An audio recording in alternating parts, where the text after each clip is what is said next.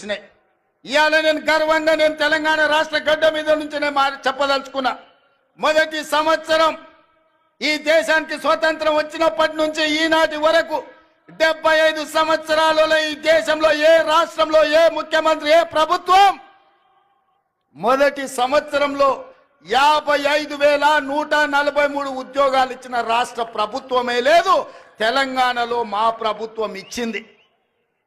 లెక్కగట్టి మరీ చెప్తా అసెంబ్లీలో చంద్రశేఖరరావు గారు శాఖల వారీగా అది వ్యవసాయ శాఖనా, అది లేకపోతే ఆర్ఎండ్బి శాఖనా, లేకపోతే పంచాయతీరాజ్ శాఖనా, సాగునీటి పారుదల శాఖనా, మున్సిపల్ శాఖనా, లేకపోతే ఏ శాఖలో పోలీస్ శాఖలనా, మెడికల్ అండ్ హెల్త్ డిపార్ట్మెంటా, శాఖల వారీగా ఇచ్చిన ఉద్యోగాలు ప్రతి ఉద్యోగి పేరు 55,143 ఉద్యోగాలు మేము తెలంగాణలో ఇచ్చిన మొదటి సంవత్సరంలో నేను గర్వంగా ఈ